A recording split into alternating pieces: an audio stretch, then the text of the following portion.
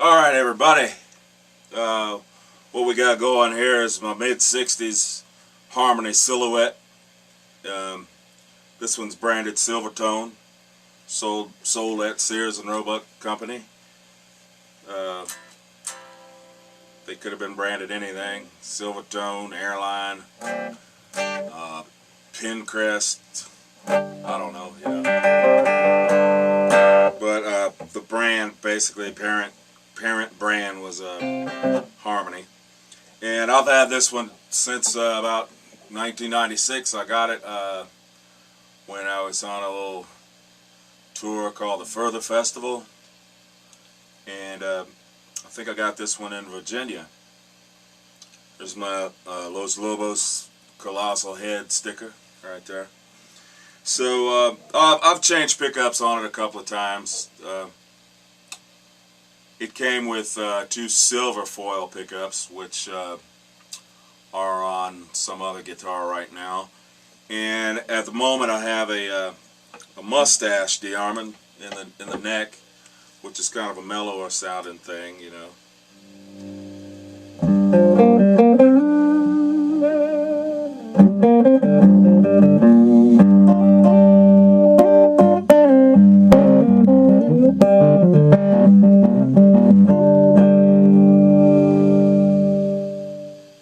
And in the bridge, I have a foil, gold foil.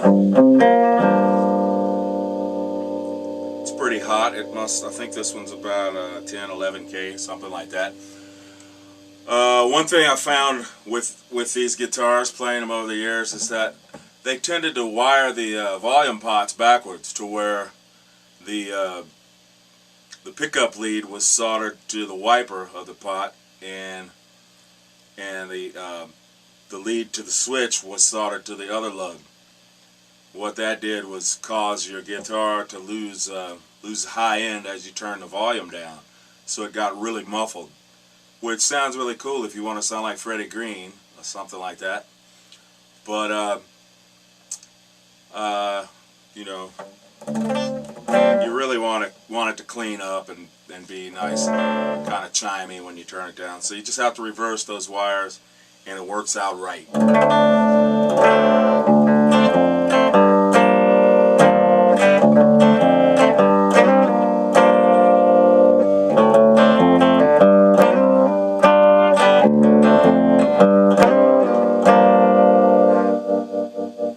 I have this one tuned to open G right now, and I'm going through a Sears Silvertone 1482 on the floor here, and up above my head there's a Kalamazoo Model One, which is kind of like a Champ. So some pretty fat sounding thing here, you know, going through both those amps. And like I say, you know, it's a bit an open G, you know, you play all that Stone stuff, you know.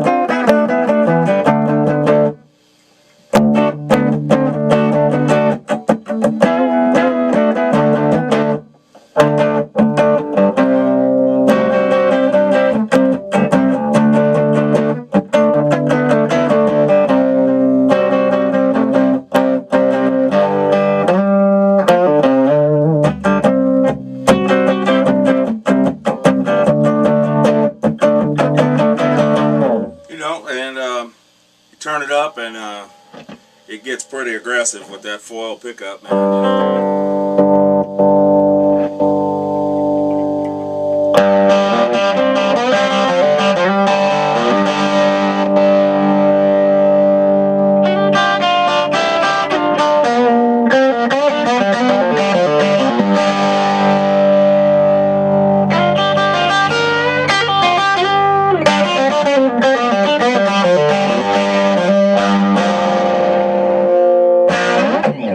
What's the thing they always say? Great for slide. You know, every time they sell you some guitar with a high action, but it is a good guitar for slide.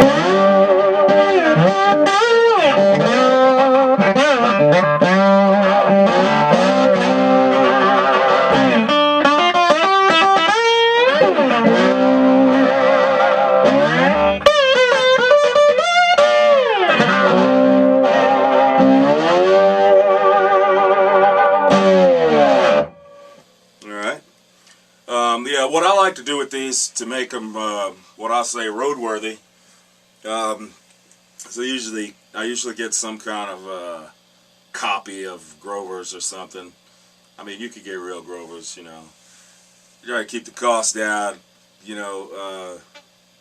You know, you don't put gold parts on a cheap guitar or whatever. But so I get, you know, some kind of a good, inexpensive metal tuning gears put on there. And back when I was working in Subway Guitars, Fat Dog came upon the idea of putting these reproduction Rickenbacker Tune-o-matics on there, as opposed to like a regular Tune-o-matic. I think the reasoning was the taper of this neck gets a little thinner up top, which is an interesting concept. Harmony guitars are like that. Gets fat down here and thinner up there. And these Rick style Tune-o-matics, the string spread isn't as wide as on a Gibson Tune-o-matic. So you know, your cover up here. So I put those on there to make it kind of roadworthy, rather than the old floating wood bridge, which isn't a bad piece of hardware, but you know, it's just a little bit more stable, and intonation wise you can get that dialed in better too. So anyway, you know, great guitars. I really like them a lot, and like playing them with the Silhouette and the Bobcat. You know, it's really the de-arming pickups that make it for me.